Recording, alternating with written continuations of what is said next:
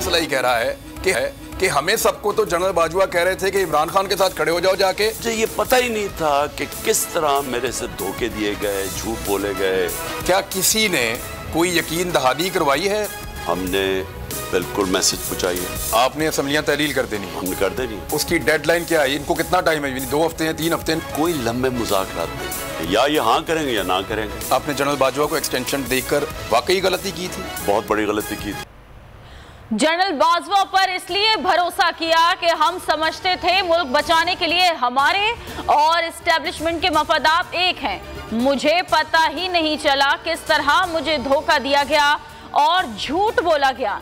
इमरान खान की बोल न्यूज के प्रोग्राम इमरान खान बोल के साथ में गुफ्तगू, कहा इसाक डार और मिफ्ता इस्माइल एक दूसरे पर गलतियां डाल रहे हैं, उनको लाने वाले सबसे बड़े कसूरवार हैं। 90 की दहाई में पाकिस्तान की मईशत बरे सगीर में सबसे आगे थी। इन 2 खानदानों के आने के बाद पाकिस्तान सबसे पीछे चला गया।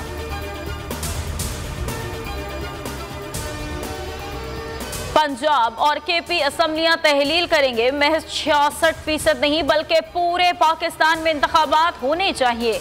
इमरान खान का मास्टर स्ट्रोक, हुक्मरां इत्तेहाद की सारी खुशफहमियां दूर कर दी। कहा हमने पैगाम दिया कि मुल्क संभाला नहीं जा रहा तो इंतखाबात का ऐलान करें। आम इंतखाबात 75% पाकिस्तानियों का मुतालबा है। खान ने पीटीआई रहनुमाओं को इंतखाबात की तैयारी की हिदायत कर दी।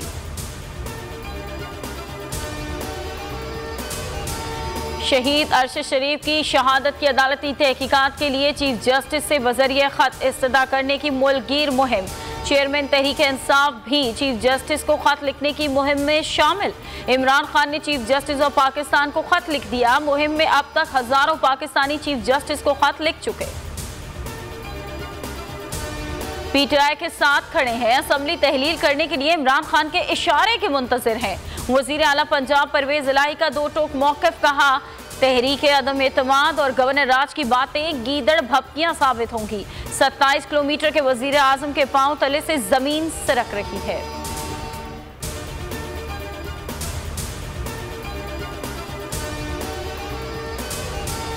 इमरान खान से सिंध असम्बली के 26 अरकान की मुलाकात। अरकान ने अपने इस्तीफे इमरान खान को पेश कर दिए।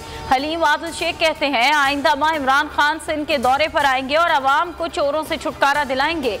खुरमशेर जमान बोले सिंध तब्दीली के लिए तैयार है। बल्दियाती इलेक्शन के जरिए कराची का मेयर पीटीआई से होगा।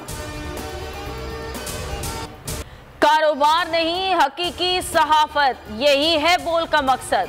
हर चैलेंज, हर मुश्किल के सामने बोल खड़ा रहा, बोल डटा रहा।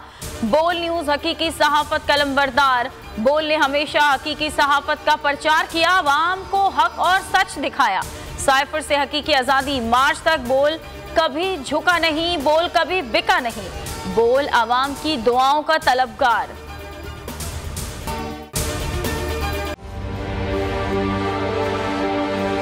देखें, ये तो उनकी वालदा से इंशाल्लाह कराएंगे।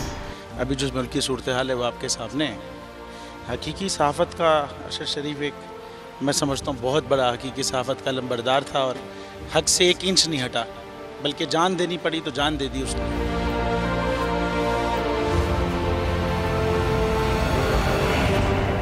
तो ये यादगार क्या हमारे दिलों में रहता है। ये तो सिर्फ एक दस्तक देती रहेगी यादगार। मैं समझता हूँ कि जो रुके तो कोहे गिरा थे हम, जो चले तो जहाँ से गुजर गए, रहे यार हमने कदम कदम तुझे यादगार बना दिया। ये अरशद शरीफ के लिए मेरे ख्याल लिखा गया है।